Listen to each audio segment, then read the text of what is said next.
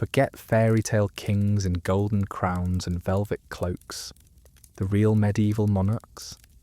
Many of them were predators wrapped in silk, men who treated their thrones as licenses to indulge in the darkest appetites imaginable.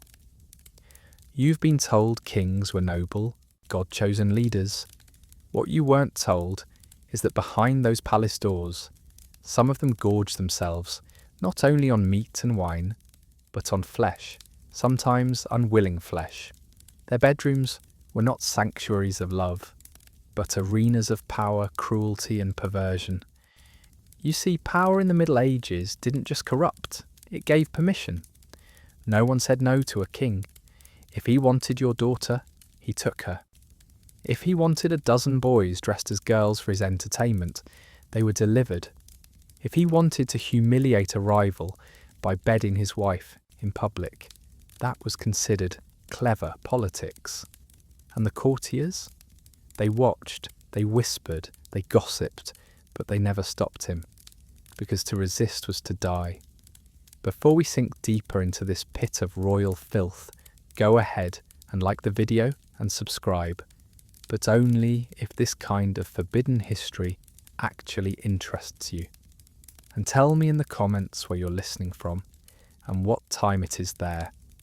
It blows my mind that people are falling asleep to these grotesque stories all over the world. Now, dim the lights, pull the blanket close, and prepare yourself.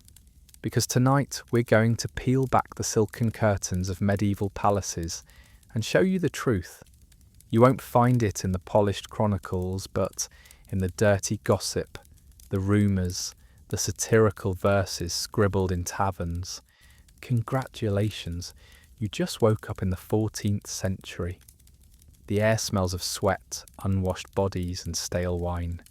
You're standing in the corner of a banquet hall, torchlight flickering against painted walls, watching a king laugh with meat in one hand and a servant girl trembling in the other. He doesn't ask, he doesn't woo, he commands. Around him nobles cheer as if this is entertainment, not abuse. This is the reality of medieval monarchy, perversion dressed in ermine, cruelty cloaked in divine right. And this is only the beginning. So why did medieval kings get away with things that today would put them in prison, or worse? The answer is simple. Absolute power meant absolute license. A medieval king was not just a ruler, he was God's representative on earth. His word wasn't just law, it was sacred. That meant when he pointed a finger and said, "Bring her to me," it wasn't a request, it was divine will. Who dared question it? Imagine the environment.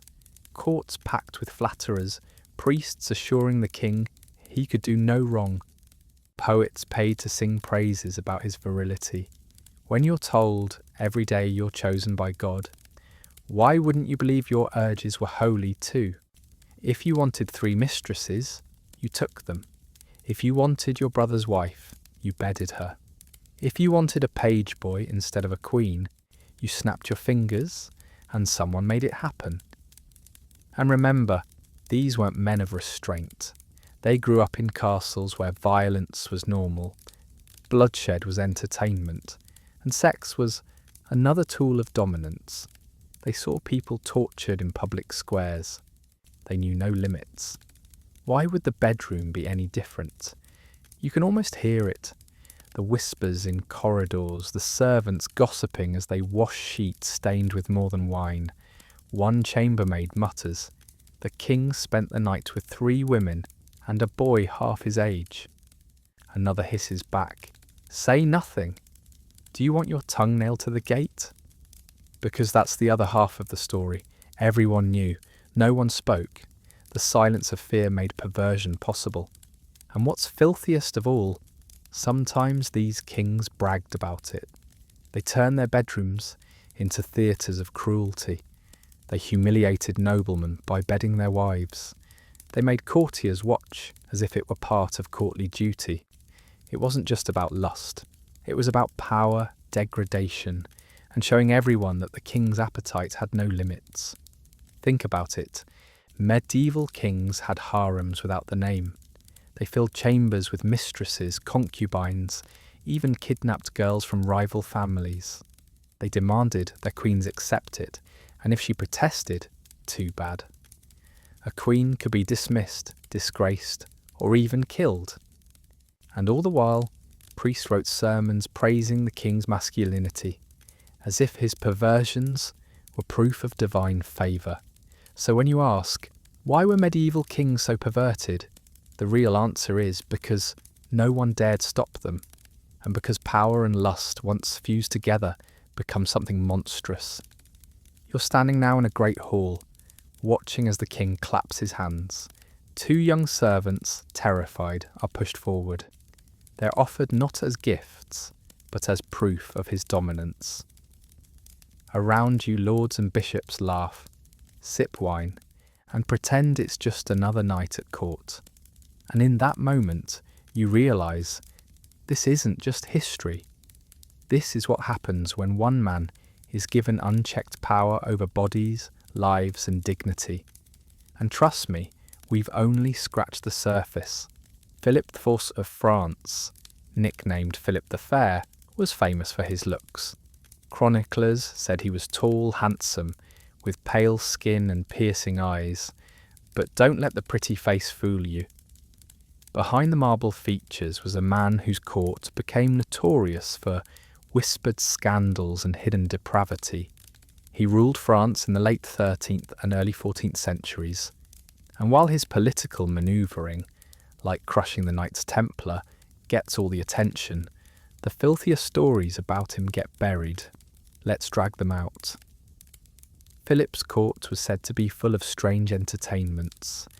Imagine a palace dripping with velvet and jewels, where minstrels strummed lutes, and trays of roasted peacocks went untouched while the king disappeared into private chambers with his favourites. Some were noblewomen, yes, but others were men. Whispers in Paris suggested that Philip had a particular appetite for bending the rules of both bed and church. Sodomy, they whispered, was not uncommon among the king's inner circle. Of course, no chronicler would outright accuse the king, but look between the lines, papal letters condemning unnatural vices in the French court, nobles murmuring about debauched banquets where clothing was optional, and Philip's almost obsessive hatred of anyone who might expose him. When you burn the Templars at the stake and accuse them of obscene rituals, is it because they're guilty, or because you're projecting? And then there were the scandals involving his daughters-in-law, the infamous Tour de Nesle affair. It was under Philip's reign that his 3 daughters-in-law were accused of adultery with knights. They were caught, imprisoned, and 2 of their lovers executed brutally. But the gossip didn't stop at the women. Many in France whispered that Philip himself had orchestrated the whole spectacle, not just as punishment, but as entertainment. Some claimed he was obsessed with exposing the dirty secrets of others, because it distracted from his own. Picture it, a king who publicly condemned sin, while behind closed doors demanded his mistresses dress as boys, or his pages serve him wine naked. A king whose courtiers knew to laugh at his jokes, cheer his cruelty, and pretend not to notice the trail of shame left in his chambers. Now here's the kicker. Philip's obsession with power and pleasure may have been his undoing. Chroniclers wrote that he died suddenly after a hunting accident, but others said it was divine punishment, that God struck him down for his hidden sins. And whether you believe that or not, the image of a pale, handsome king burning men at the stake for obscenity while practicing obscenity himself, that's the kind of hypocrisy that only medieval royalty could master. So next time you hear the name Philip the Fair, don't think of a golden-haired monarch. Think of whispered banquets, disgraced noblewomen, and a court that smelled not just of incense and perfume, but of rot hidden beneath. And he's just the first on our list. Richard the Lionheart. The name alone drips with glory, the Crusader King, the fearless warrior, the hero sung in ballads. But peel back the polished legend, and what do you find? A man whose private life scandalised even his own century, whose appetites were whispered about from Paris to Jerusalem. The truth is, Richard's bed was as infamous as his sword. Chroniclers, careful not to accuse him directly, left trails of hints. They noted his unusual closeness to King Philip II of France. Closeness so public, it raised eyebrows in both courts. Richard and Philip didn't just share war councils, they shared a bed. Multiple chroniclers, including Roger of Hoveden, recorded that the two kings ate daily at the same table and from the same dish, and at night the bed did not separate them. Medieval chroniclers didn't always write openly about sex, but they knew how to hint, and everyone who read that passage knew what it meant. Imagine the scandal. Two Christian kings, supposed champions of God, wrapped in each other's arms while preaching holy war. Priests muttered. Nobles snickered. But no one dared say it outright, because Richard wasn't just any man. He was a king. His body, his choices, were above reproach. Or so everyone pretended. And Richard's tastes didn't stop with Philip. His enemies mocked him with crude verses, claiming he surrounded himself with fair boys as much as fair maidens. Some said his campaigns were slowed not just by logistics but by lust, that tents filled with young squires served as his personal playground between battles. Yet here's where it gets darker. When Richard wasn't indulging, he was punishing others for the same. In 1195 he confessed publicly to sins of the flesh, kneeling before bishops and begging forgiveness. But was that real guilt or just political theatre? Historians suspect the latter. Imagine the hypocrisy. A king who preaches chastity while keeping lovers of both sexes in his retinue. And don't forget his wife, Berengaria of Navarre. Their marriage was a cold, loveless arrangement. Richard barely touched her. In fact, some chroniclers whispered she died a virgin queen. The message was clear. Richard's passions lay elsewhere, in places polite society couldn't acknowledge. So when ballads call him Coeur de Lion, remember, it wasn't just courage that burned in his chest. It was desire, fierce, unashamed, and often forbidden. A king who carried a sword in one hand and his secret lovers in the other. And he wasn't alone. If Richard's story cracks the heroic image, wait until you hear about the kings who didn't just hint at perversion. They flaunted it, paraded it, and turned their courts into dens of vice. If Richard the Lionheart's private life was whispered about, Edward II's was screamed from the rooftops. He didn't just have lovers, he had favourites, and everyone in England knew it. The most infamous of them all was Piers Gaveston, a handsome Gascon knight, quick with a smile, bold with his tongue, and dripping with arrogance. When Edward met him, it was as though the king had been bewitched. He showered Gaveston with gifts, lands, titles, jewels, even the title of Earl of Cornwall, which had traditionally been reserved for royalty. Nobles were furious, not just because of the power Gaveston wielded, but because it was painfully obvious why he wielded it. Chroniclers described Edward and Gaveston's relationship in ways that left little to the imagination.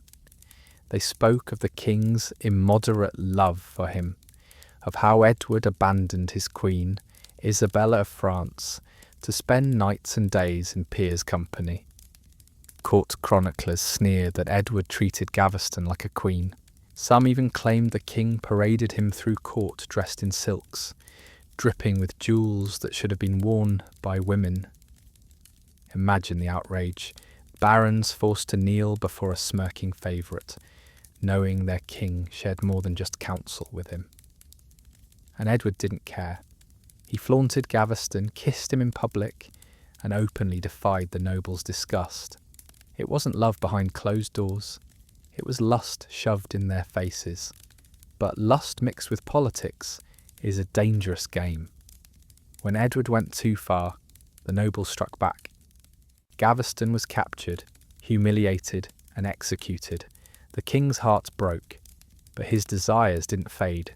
He replaced Gaveston with new favourites, most infamously Hugh Despenser the Younger. Hugh was even worse, greedy, ruthless, and utterly shameless. He climbed into Edward's bed and into his treasury, enriching himself while England starved. And here's where the filth turns grotesque. Chroniclers whispered that Despenser didn't just share Edward's bed. He also assaulted noble women, took other men by force, and lauded his position over everyone. The royal court became a cesspit of vice, corruption, and humiliation, all shielded by Edward's obsession. But the king's indulgence would be his downfall. His Queen Isabella eventually snapped. She turned against him, took a lover of her own, Roger Mortimer, and invaded England. Edward was captured, humiliated, and forced to abdicate. And his death? It became the stuff of grim legend. Chroniclers claimed he was murdered with a red-hot poker thrust into his body, a symbolic punishment for a king remembered more for his unnatural passions than his crown. Historians debate whether the story is true, but the fact it was believed tells you everything about Edward's reputation. So when you picture Edward II, don't think of a king in ermine robes. Think of a man so enslaved by desire that he lost his crown, his dignity, and maybe even his life to it. And believe it or not, some kings were even worse. If Edward II's bed nearly cost him his life, Charles II's bed made him famous. They called him the Merry Monarch, and for good reason. His reign was one long party. England had just stumbled out of Puritan rule under Cromwell, a time when even Christmas carols were banned. Then Charles returned from exile and turned Whitehall into something between a theatre and a brothel. Charles had a gift. He could charm anyone. Tall, dark, witty, with an easy laugh. People adored him. But his true passion wasn't politics. It was women. Mistresses, actresses, chambermaids. If it wore a dress and crossed his path, Charles wanted it. He had dozens of lovers and acknowledged at least a dozen illegitimate children. His court was a carnival of satin sheets and perfume, where titles were handed out between kisses and fortunes changed depending on who warmed the king's bed. The most famous of his mistresses was Nell Gwynn, an actress known for her bawdy humour and sharp tongue.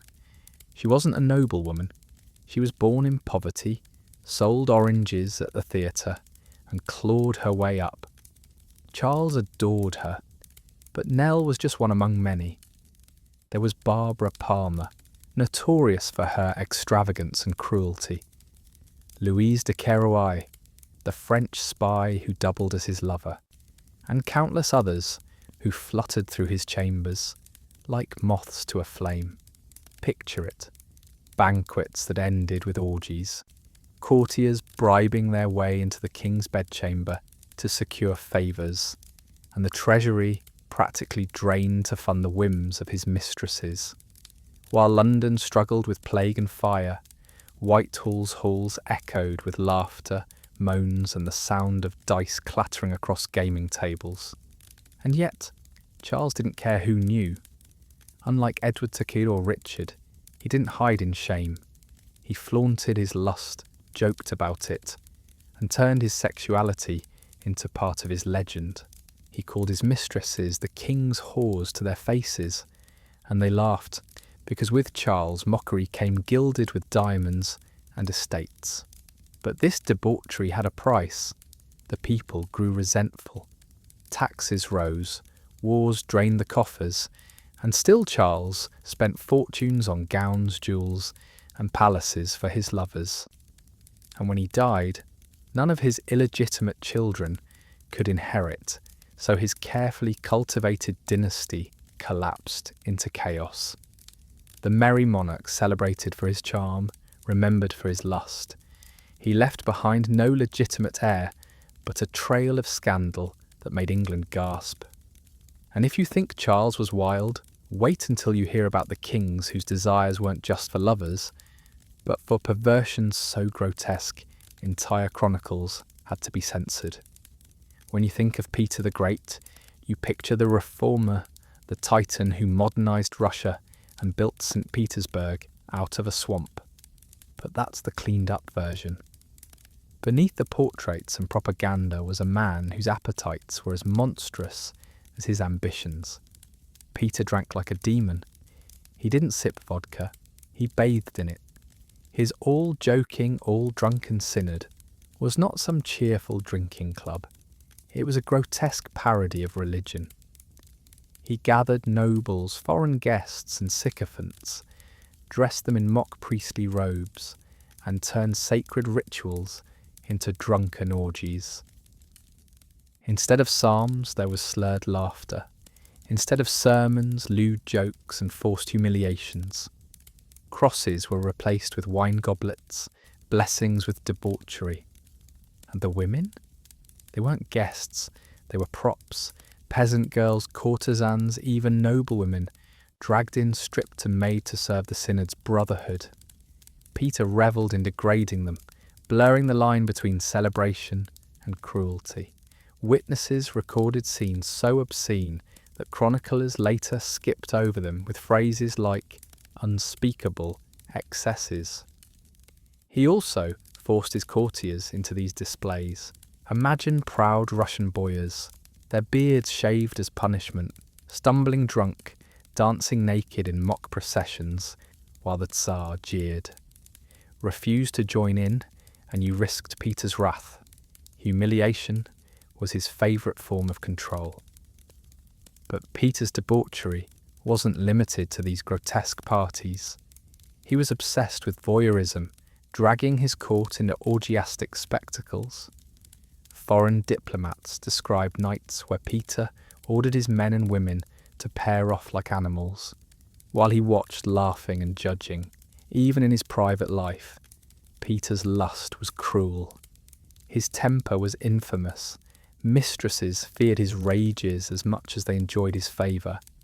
His first wife, Eudoxia, was forced into a convent when she no longer pleased him. Later lovers learned that power under Peter came with a price: public shame and sometimes violence. What makes Peter stand out isn't just his appetite, but how he institutionalised perversion. He turned sex, alcohol and humiliation into tools of statecraft. His court wasn't simply corrupt, it was a theatre of debasement, a stage where loyalty was proven by how far you'd sink into filth for the Tsar's amusement. And still, Russia worshipped him as a reformer. The man who built a navy and cut off beards also presided over the most obscene drinking club in history. It was power and perversion, braided together like rope, dragging everyone around him into degradation. But Peter wasn't alone. Other monarchs matched him, not with drunken orgies, but with obsessions so warped they crossed into the territory of fetish and madness. If Peter the Great drowned his court in vodka and humiliation, Henry VIII drowned his kingdom in lust and blood. He wasn't just a king, he was a man consumed by obsession, by flesh, by the need to possess and discard women like trophies. And his bed shaped the fate of England. Henry was not the chiselled romantic Hollywood sometimes pretends. He grew obese, ulcerated and foul-smelling, but his appetite for women never dimmed. He wanted heirs, yes, but he also wanted domination. Women were both political pawns and objects of desire, and when they no longer pleased him, or failed to give him a son, they were destroyed. It began with Catherine of Aragon, loyal, devout, married to him for decades. But when she failed to produce a surviving male heir, Henry grew restless.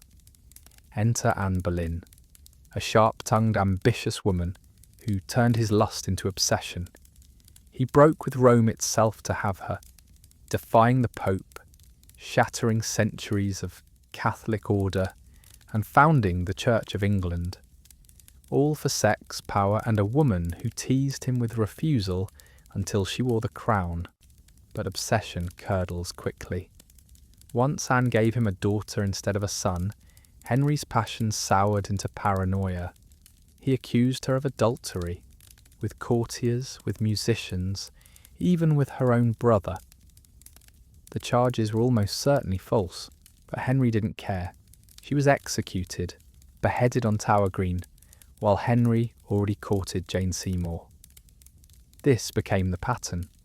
Jane gave him the son he craved, but died in childbirth. Anne of Cleves he dismissed as too ugly, calling her a Flanders mare. Catherine Howard, young and reckless, was executed for supposed infidelity. Catherine Parr survived only because Henry died first. Behind this cycle of wives was something darker. Henry's grotesque obsession with control. He spied on his queens, interrogated them, demanded absolute loyalty while indulging his own lusts. Court gossip whispered about his impotence, about his violent temper, about his grotesque ulcerated leg that stank so badly courtiers gagged when they entered the room. Yet still, he demanded devotion, demanded passion, demanded obedience in the bedroom. The executions weren't just political, they were personal. They were the tantrums of a man who equated desire with ownership and betrayal with death. The axe became his final act of intimacy, and yet his subjects endured. They worshipped the image of the mighty king, even as women who once shared his bed were dragged through the tower to die. Henry's lust reshaped the world. It tore England from the Catholic Church, plunged Europe into wars of religion, and set the stage for centuries of bloodshed. All because one man could not control his appetites, or his fury when those appetites weren't met. So when you picture Henry VIII, don't think only of the portrait, the wide stance, the jewels, the fur-lined robes. Think of the stench of his rotting flesh, the fear in his wife's eyes, the way the shadow of the axe hung over every kiss. And if you think that's the peak of perversion, wait until we reach the kings, who turned their thrones into literal harems, surrounding themselves with concubines, boys, and grotesque rituals meant to prove their virility to the world. Philip V of France, known as Philip the Fair, didn't earn his nickname for kindness or beauty of spirit. He was tall, striking, cold-eyed, a man who looked like marble carved into flesh. But beneath that statue-like appearance, his court swirled with gossip, scandal, and whispers that painted him not only as ruthless but as perverse. Philip's obsession was control, not unlike Henry VIII's. But he wasn't content with dominating wives and courtiers. He wanted to dominate entire institutions. And when the powerful Knights Templar stood in his way, he tore them apart with accusations so vile they shocked all of Christendom. What did he accuse them of? Heresy, idolatry, blasphemy, but most infamously, sodomy. Philip claimed the Templars gathered in secret, kissed each other obscenely, spat on the cross, and indulged in unnatural vice. Torture wrung confessions from the knights. But even then, most historians agree it was theatre, the charges less about truth than about scandal, humiliation, and destruction. But here's the thing, people believed him. Why? Because his own court already had the stench of corruption. Rumours spread that Philip himself and his closest advisers indulged in forbidden pleasures behind closed doors. And so, when he accused others, it carried a whiff of projection. Chronicles tell us that France in his time was awash with tales of sodomy and debauchery, whispered, denied, and then weaponized as tools of power. And his daughters weren't spared. The Tour de Nesle affair scandal erupted when it was discovered that his daughters-in-law, wives of his sons, were accused of adultery, of bedding nights in secret, and humiliating the royal line. The punishment was brutal. Their lovers were flayed alive, genitals cut off, and the women locked away in harsh confinement. Imagine the gossip of Paris, the streets alive with whispers that the most powerful family in Europe was drowning in lust, betrayal, and blood. Philip, the icy king, projected righteousness, but his world was filled with shadows. His court, one chronicler sneered, was full of pride and sodomy, a den of hypocrisy where the line between justice and lust blurred until it vanished completely. The irony, his destruction of the Templars and the stain of scandal didn't strengthen France. It poisoned it. His sons inherited a crumbling throne, his dynasty unravelled, and the gossip about his court never faded. So when you picture Philip IV, don't imagine a golden monarch. Imagine a man whose cold eyes hid filth, who smeared his enemies with accusations of perversion, even as whispers of his own vices haunted him. A king remembered as much for scandal as for power. And if you think this is sordid, wait until we step into the bedchambers of rulers whose perversions weren't just whispered about. They were proudly displayed, turned into rituals so obscene that history itself flinched. Even the Fourth of Russia, better remembered as Ivan the Terrible, was not just a ruler. He was a storm in human form. Paranoid, brilliant, cruel, and sadistic, he transformed Russia into a kingdom soaked in blood. But what history books often skim past is the way his violence seeped into his most private appetites. For Ivan, sex and brutality were inseparable. He married not once or twice, but at least 7 times, though the exact number is blurred by political manipulation and Ivan's own unpredictable whims. Officially, the Orthodox Church frowned on this, but Ivan was not a man bound by rules. He discarded wives like broken toys, sometimes sending them to convents, sometimes allowing them to disappear in mysterious circumstances. Poison, beatings, exile. Being his wife was less a position of honour than a death sentence waiting to happen. But the horrors went further. Chronicles from his time describe Ivan as a man consumed by violent passions. He humiliated noble women at court, dragging them into drunken feasts where sex and cruelty became public spectacle. Servants whispered of concubines forced to perform degrading acts for his amusement. Their resistance met with rage. Women were objects of conquest, no different from the towns and villages he burned to the ground. And yet Ivan craved a twisted form of intimacy. He demanded loyalty and love from the very women he terrorized, testing them with cruelty, then demanding devotion.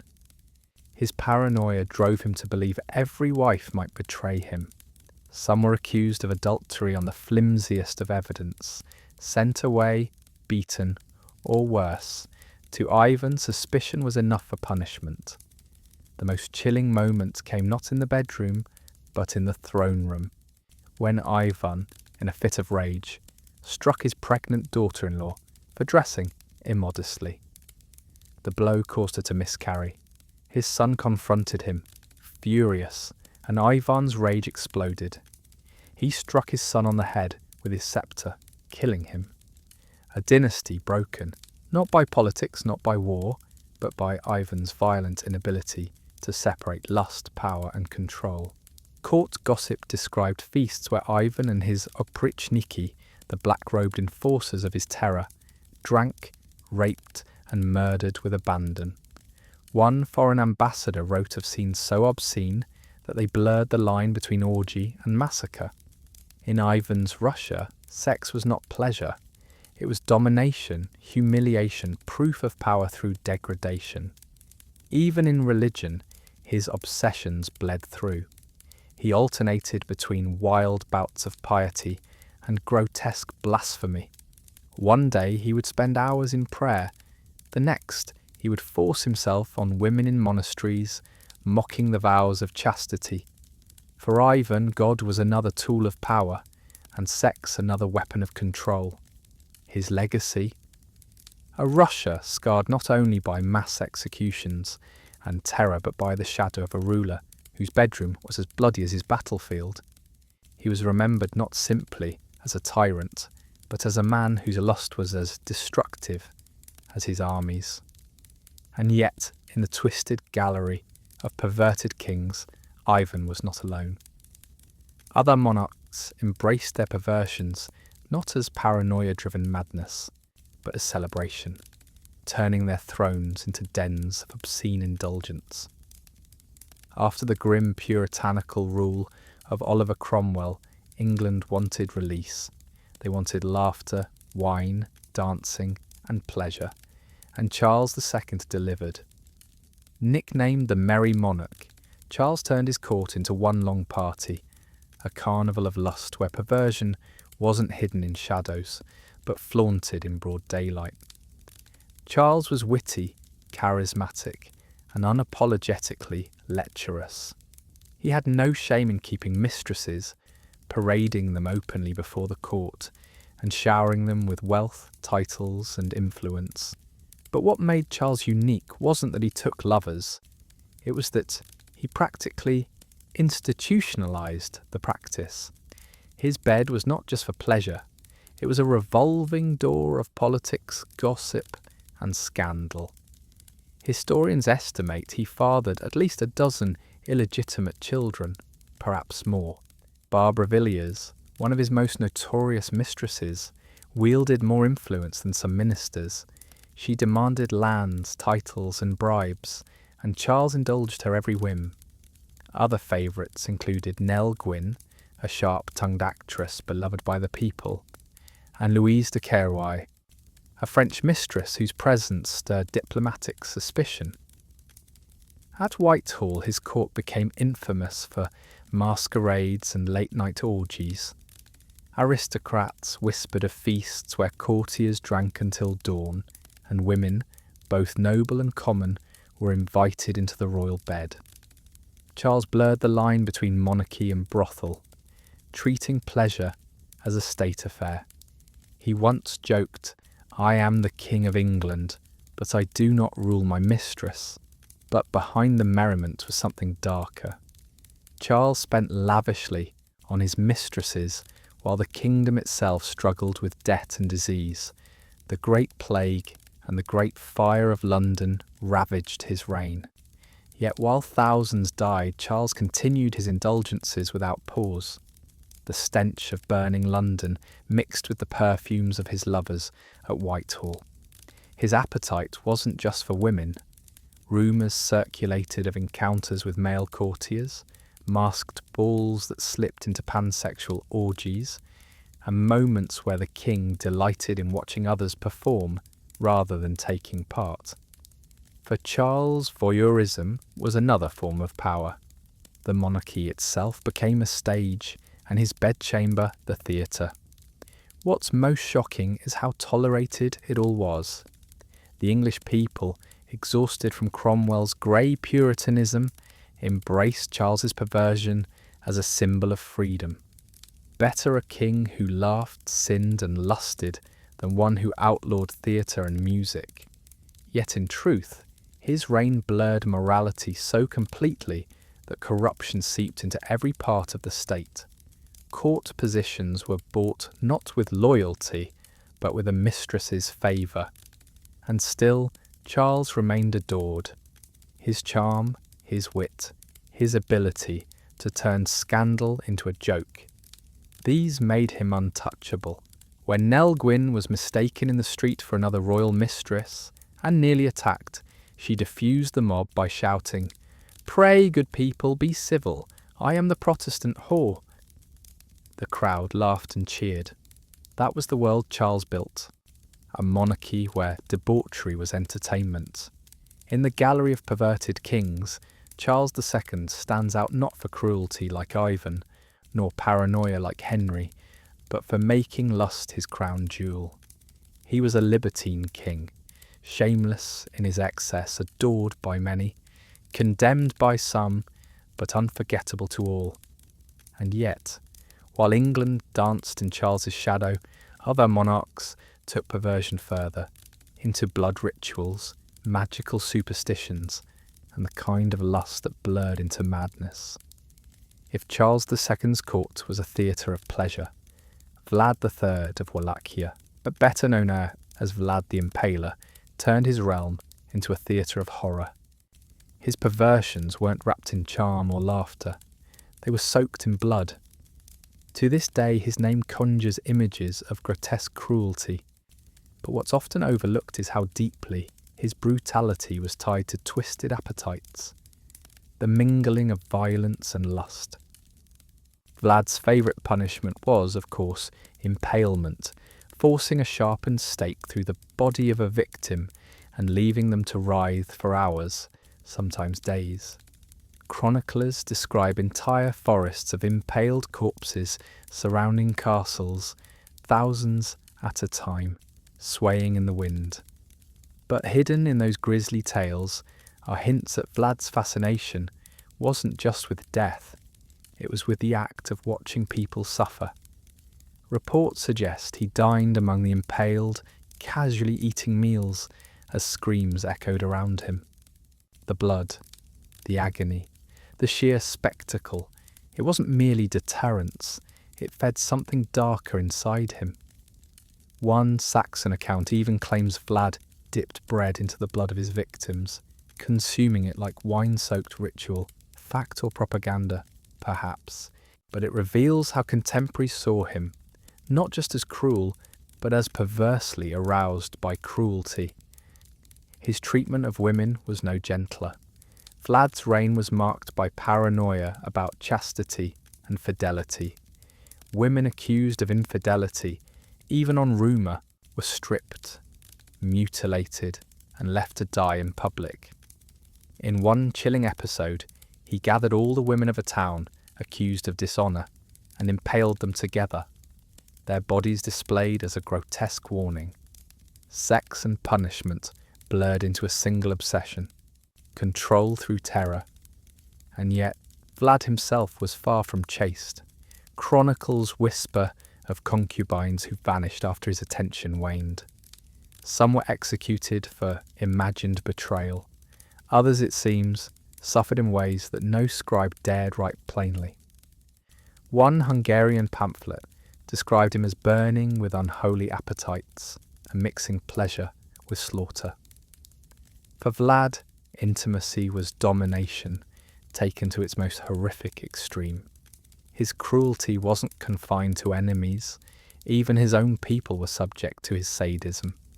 Servants who displeased him were tortured in inventive, obscene ways. Beggars and the poor were invited to feasts, only to be locked inside halls and burned alive, their screams echoing while Vlad laughed at the flames. These weren't just executions, they were performances, and like the most depraved of kings, he seemed to find pleasure in them. What made Vlad's perversions especially terrifying was their scale. This wasn't a handful of private scandals, it was a reign of systemic sadism. Foreign envoys carried home stories that blurred into legend, fueling the later myth of Dracula. The vampire, after all, is just a metaphor for what Vlad already was, a man who drank power, terror, and perhaps even blood, as though it were wine. So when you picture Vlad the Impaler, don't see a stern warrior defending his land. Picture a ruler whose court was built on forests of stakes, whose meals were taken among the dying, and whose sense of lust was inseparable from pain.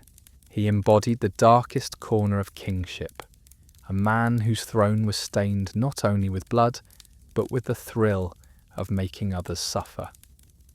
And if you thought Vlad was the darkest figure in our gallery, wait until we enter the courts, where religion and lust merged, where kings cloaked perversion in piety, turning confessionals into brothels and divine ritual into obscene theatre.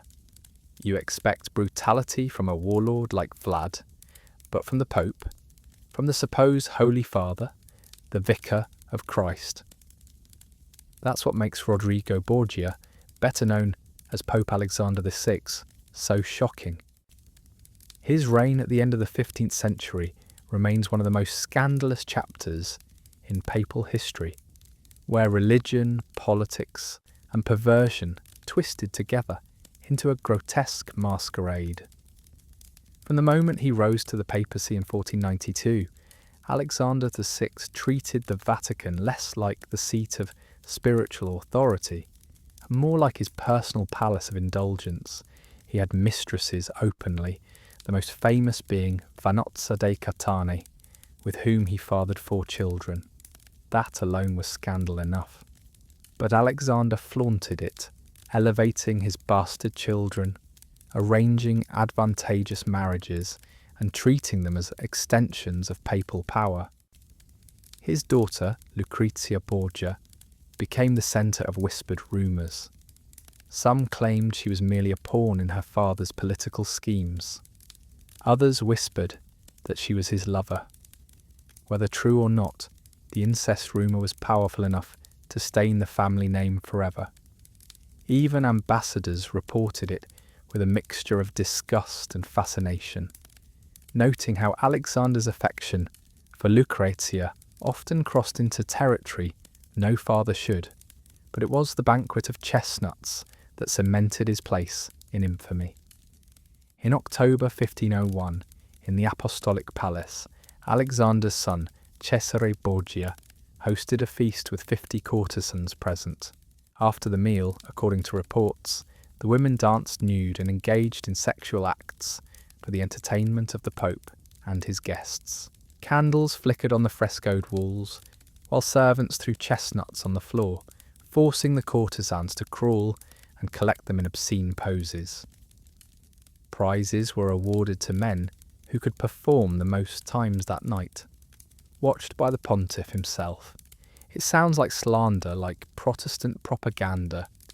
Yet even sympathetic Catholic chroniclers couldn't entirely deny the Vatican's reputation during Alexander's reign.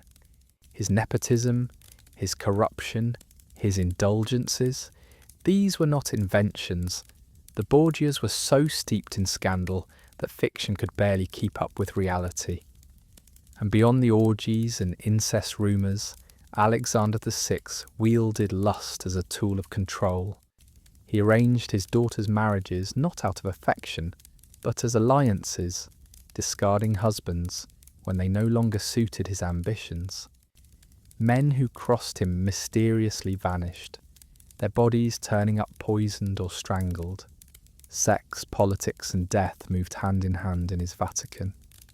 Imagine being a pilgrim entering Rome, expecting holiness, only to find whispers of the Pope's mistresses parading through the corridors, his bastard children seated at banquets, and orgies unfolding in the very palace that was supposed to house the divine. The Vatican, for a few decades, looked less like the heart of Christianity and more like the most exclusive brothel in Europe. For Alexander VI, perversion was not just appetite, it was policy. The line between sacred and profane was obliterated, and the papacy became a stage for lust as much as for faith. But the Borgias weren't the only ones who turned faith into fetish. In the next section, we cross back into secular courts, where kings dressed up their perversions as entertainment, blending cruelty, sex and ridicule into humiliating spectacles for their courtiers. If the Borgias shocked Europe by turning the Vatican into a brothel, King Christian VII of Denmark scandalised his court by turning his own body into his greatest obsession. Born in 1749 and crowned as a teenager, Christian was handsome, witty and intelligent, but plagued by severe mental illness. What could have remained a private tragedy became in the confines of the royal court a grotesque spectacle of perversion. From a young age, Christian was consumed by compulsive masturbation. Doctors of the time noted his obsession, describing how he indulged in the act constantly, to the horror of his attendants. Court whispers claimed he did it during meals, in council meetings, even while receiving ambassadors. For the king, his body was both throne and prison. What should have been a private struggle became the defining characteristic of his reign. But Christian's habits didn't stop at solitary pleasure. He immersed himself in the brothels of Copenhagen, bringing prostitutes into the palace and staging orgies that left courtiers aghast. Some reported that he forced noblewomen to watch, treating humiliation as part of his amusement. He would appear in public dishevelled, openly groping servants, or exposing himself, turning the dignity of monarchy into a circus act. His arranged marriage to Caroline Matilda of Great Britain should have anchored him. Instead, it collapsed almost immediately. Christian reportedly mocked her, ignored her, and ridiculed the very idea of marital fidelity. When he wasn't frequenting prostitutes, he was staging bizarre performances, forcing his queen to watch him play childish games, or worse, to endure his compulsive habits. Gossip spread that Christian preferred boys, prostitutes, or simply himself over any queen. And yet, amid this chaos, a strange triangle formed. Christian's physician, Johann Friedrich Struensee, became both his caretaker and his queen's lover. Struensee effectively ruled Denmark, while Christian spiralled further into madness. The king's perversions, once whispered about, became weapons for his enemies, who painted him as unfit for the throne. They weren't wrong. By the end of his reign, Christian was little more than a puppet. His reputation destroyed, his dignity gone. But here's the grotesque part. Even as his kingdom teetered on the edge of political collapse, courtiers recalled him wandering the palace halls half naked, muttering to himself, and indulging in his compulsions without shame. The throne of Denmark, one of the oldest in Europe, became a stage where madness and lust played out in plain sight. To the common people, he was a tragic figure, a man destroyed by illness. But to the aristocrats, Christian was a perverted king, a ruler whose private obsessions poisoned the dignity of monarchy. What should have been a sovereign was instead a jester, his crown overshadowed by compulsions that shocked even the libertine 18th century. Christian VII's reign reminds us that perversion isn't always glamorous or hidden behind gold-trimmed curtains. Sometimes it's pathetic, raw, and humiliating. His story blurs pity and disgust, because what was illness for him became a scandal for everyone else. And yet, he was hardly the only king who let madness and lust intertwine. In France, a monarch's bedroom became as infamous as his council chamber, a place where mistresses ruled and scandals piled so high they helped bring down an entire dynasty.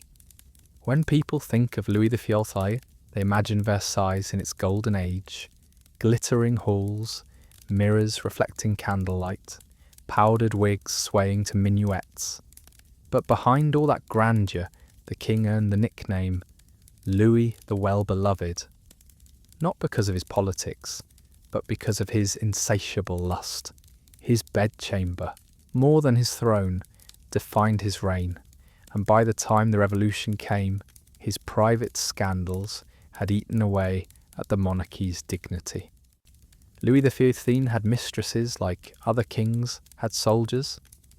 His most famous Madame de Pompadour was not just a lover, but a political advisor, decorating Versailles with her taste and guiding the king's hand in matters of state. But once Pompadour's health declined, she transitioned from lover to confidant, arranging for other women to take her place in the king's bed. Versailles became less a palace and more a machine designed to feed Louis's desires. And then came the Parc aux Cerfs, or deer park. It wasn't really a deer park at all. It was a secret compound near Versailles where Louis XV kept a rotating harem of young women, sometimes barely teenagers. Courtiers whispered that girls were procured from Paris, cleaned up, dressed in fine clothes, and paraded before the king like merchandise. He would visit them in secret, indulging his appetites out of sight of the court, and when he tired of them, they were dismissed with gifts, or nothing at all. The existence of the deer park was an open secret, and it disgusted many. The idea that the most Christian king of France was hiding a private brothel while the people starved gnawed at public opinion. Pamphlets spread across Paris describing the king as a satyr, a man ruled by his loins rather than his crown. Satirical prints depicted him surrounded by naked girls, his sceptre replaced with something less regal. Louis's perversions weren't confined to his hidden harem. He enjoyed humiliating games, forcing mistresses to compete for his attention, sometimes making them dress as shepherdesses or schoolgirls to fuel his fantasies. Whispers suggested that he indulged in acts considered degrading, the kind of details Parisian gossips eagerly embroidered in salacious pamphlets, and the hypocrisy was staggering. Publicly, Louis XV styled himself as a defender of Catholic morality. Privately, his deer park was a place of exploitation, secrecy, and corruption. The disconnect between image and reality poisoned the French monarchy's reputation. When revolution finally exploded in 1789, the memory of his brothel lingered as a symbol of decadence and rot. For Louis XV, sex wasn't just pleasure, it was power, distraction, and eventually destruction. He died despised, his once beloved title turned bitterly ironic. And while the Deer Park scandal didn't single-handedly bring down France, it fueled the flames of contempt that consumed the monarchy his grandson, Louis XVIII, would inherit. If Versailles shows us how lust can rot a monarchy from the inside, our next king takes us somewhere even stranger, a ruler who turned his fantasies into national policy, forcing courtiers into humiliating displays of power, cruelty, and desire. When people imagine Henry VIII, they picture the swollen monarch in his later years, stuffed into velvet, glaring from Holbein's portraits. But at the heart of his story lies something far darker, a king whose lust was matched only by his cruelty, and who turned his private bedroom into a stage that shaped the destiny of an entire nation. Henry VIII wasn't just notorious for having 6 wives, he was notorious for how he treated them. His obsession with producing a male heir became the excuse for a lifetime of marriages, annulments and executions. But beneath the politics, his actions reveal a pattern of lust, paranoia and brutality that would have made even his fellow monarchs uneasy. Take his first queen, Catherine of Aragon.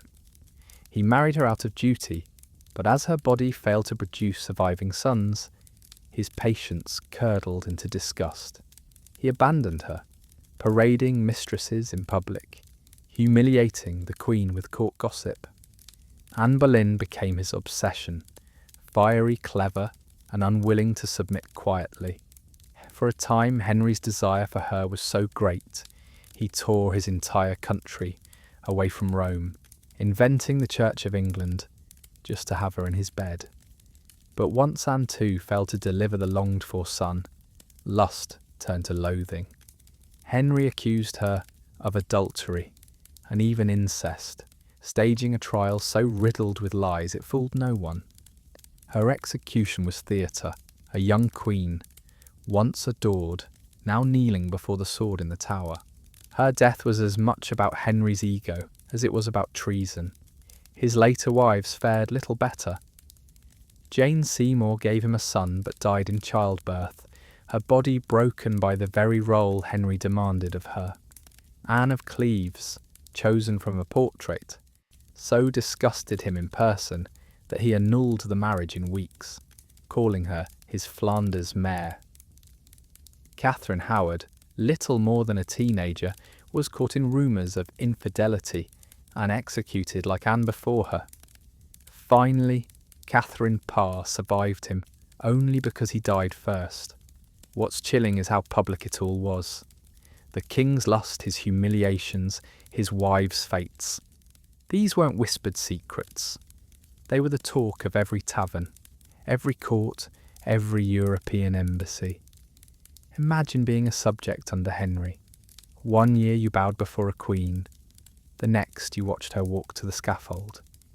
The entire court danced on eggshells, knowing desire could become death with terrifying speed. And Henry himself? Far from the romantic hero he once fancied himself, his appetites became grotesque as his body failed. Overweight, ulcerous and racked with disease, he remained ravenous for control. Even as women flinched at his touch, his bedchamber became less a place of intimacy and more a throne of fear. Henry VIII turned lust into policy and executions into entertainment. His reign blurred the line between private desire and national destiny, leaving behind not just a dynasty, but a legacy of cruelty written in the blood of women who could not give him what he wanted. But if Henry's lust destroyed queens, our next king found ways to indulge his cravings without the spectacle of marriage or the inconvenience of execution. A ruler who turned his palace into a labyrinth of vice where debauchery became tradition. When people think of Philip IV of France, Philip the Fair, they usually remember him for his brutal destruction of the Knights Templar. But behind the king's cold marble features was a man with a darker set of desires that medieval chroniclers hinted at, but rarely spelled out directly. If Henry VIII's bedroom politics shook England, Philip's lusts shocked the church itself. The rumours begin in convents. Philip was said to have taken an unusual interest in nuns, not for their piety, but for their seclusion. Cloisters offered what his court could not. Women cut off from society, sworn to chastity, and thus the most forbidden fruit imaginable. According to certain chroniclers, the king exploited his power to visit convents under the pretense of patronage, leaving trails of scandal wherever he went. Monks and priests who dared whisper of it later disappeared into obscurity. One legend insists that Philip secretly kept a group of women under vows in a hidden residence, where spiritual devotion was twisted into royal pleasure. Whether apocryphal or not, the fact that such stories circulated widely shows how contemporaries viewed him, not just as a ruler, but as a man corrupted by his lust for control over the holiest women in Christendom.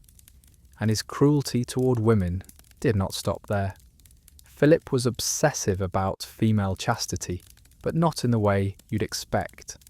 His paranoia drove him to accuse his own daughters-in-law, the wives of his son, of adultery. The scandal became infamous, the Tour de Nesle affair.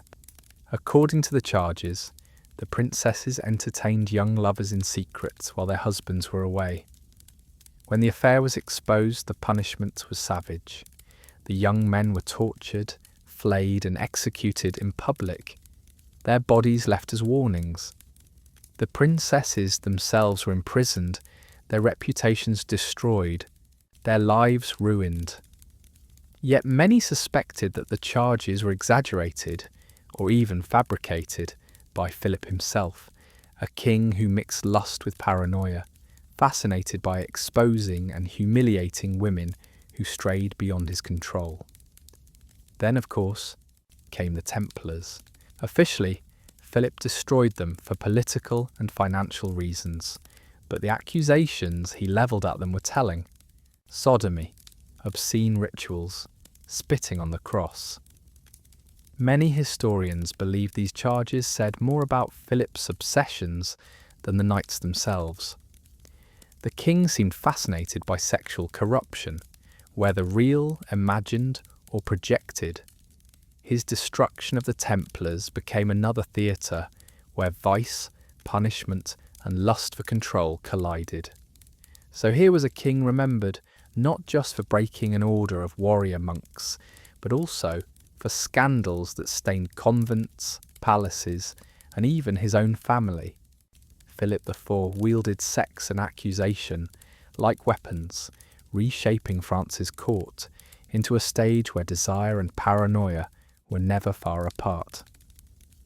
Across centuries of medieval Europe, kings were supposed to be God's chosen rulers, paragons of justice, protectors of their people, living symbols of divine authority. And yet, time and again, we find monarchs who turn their crowns into masks, hiding appetites that would have scandalized even their most loyal subjects. Behind the stone walls of castles and palaces, lust reigned as much as law did. From Henry VIII, with his endless bedchamber dramas, to Charles II and his public parade of mistresses, from Ivan the Terrible mixing sex with violence, to Philip IV projecting his own perversions onto nuns, daughters-in-law, and the Knights Templar. These rulers blurred the line between governance and gratification. Power gave them immunity, and immunity gave them license. Their desires shaped not just private lives but public history. Wars were fought, alliances forged, and entire orders of knights destroyed, all influenced by lust and paranoia in the royal bedchamber. The medieval world tolerated much, but it never forgot. Chroniclers whispered, poets mocked, and rumour survived long after the kings themselves had crumbled to dust. Their reigns remind us of an uncomfortable truth. Medieval power was as much about the body as the sword. A king's vices could change the fate of a kingdom just as surely as his armies, and so the stories endure, not polished tales of noble knights and virtuous rulers, but the raw, scandalous accounts of monarchs who let desire consume them. These aren't the stories you find in children's history books. They're the ones that passed in taverns, in hushed whispers around hearth fires, and now, centuries later, still make us shudder, laugh, or shake our heads in disbelief. Because history isn't just made of battles and treaties. It's made of people, flawed, messy, hungry, and often disturbingly human. Kings wore crowns, but under the gold and jewels, they were just men. And some of them were men whose appetites nearly devoured their kingdoms. So next time someone paints the medieval monarch as a figure of majesty and virtue, remember, some of them were far too busy chasing flesh and feeding perversions to even care about ruling. And their legacies, however uncomfortable, remind us that power without limits rarely ends with dignity.